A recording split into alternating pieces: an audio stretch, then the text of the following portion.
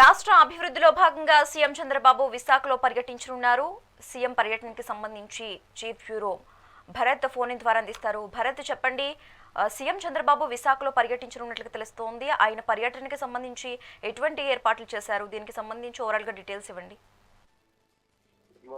ఏదైతే రాష్ట్ర ముఖ్యమంత్రి చంద్రబాబు నాయుడు ఉత్తరాంధ్రకు సంబంధించినంత వరకు విశాఖలో అభివృద్ధి భాగంగా ఆంధ్రప్రదేశ్ ఆర్థిక రాజధానిగా నిలదొక్కుంటున్నటువంటి విశాఖ అభివృద్ధికి సంబంధించినంత వరకు కీలక అడుగుపడేటటువంటి అవకాశం అయితే కనిపిస్తా ఉందని చెప్పుకోవచ్చు. ఏదైతే మొన్న జరిగినటువంటి సిఐఐ సమ్మిట్ లో జరిగినటువంటి ఒప్పందాల్లో భాగంగా కార్నిజన్కి సంబంధించి 8 ఐటీ కంపెనీల శంకుస్థాపనతో పాటుగా 8,000 మంది ఉపాధి అవకాశాలు కల్పించేందుకు అవకాశం ఉండేటటువంటి శంకుస్థాపనలు జరగబోతా ఉన్నాయి. దాంతో పాటుగా ఒక కీలకమైనటువంటి సమావేశానికి కూడా చంద్రబాబు నాయుడు హాజరు కాబోతూ ఉన్నారని కూడా సమాచారం ఉంటుంది. ఇప్పటికే విశాఖ చేరుకున్నటువంటి సిచ్యువేషన్ అయితే ఉంది. మంత్రి నారా లోకేష్ తో పాటుగా స్థానిక ఎమ్మెల్యేతో పాటుగా ప్రజాప్రతినిధులు, అదేవిధంగా ముఖ్యమంత్రి చంద్రబాబు నాయుడు శంకుస్థాపనలో పాల్గొనబోతున్నటువంటి పరిస్థితి అయితే కనిపిస్తా ఉందని చెప్పొచ్చు. దీనికి సంబంధించిన వరకు ఏదైతే జిల్లా యంత్రాంగం ఇప్పటికీ అన్ని ఏర్పాట్లను కూడా పూర్తి చేసింది. పూర్తిగా ఆర్టీజీకి సంబంధించినంత వరకు 8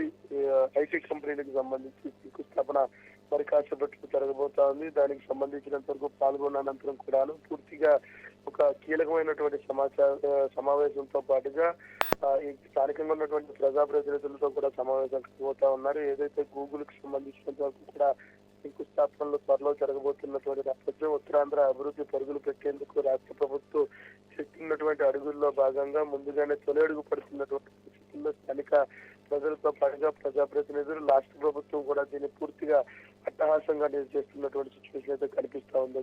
అయితే కార్నిజన్కి సంబంధించి ఈ కంపెనీలకు సంబంధించినంత వరకు 8,000 మందికి ఉపాధి అవకాశాలు కలిగే అవకాశం ఉందంటూ కూడా రాష్ట్ర ప్రభుత్వం చెప్పడంతో నిరుద్యోగులకు సంబంధించి ఇది ఒక మంచి అడుగుగా పరిణామించినటువంటి సిచ్యువేషన్ అయితే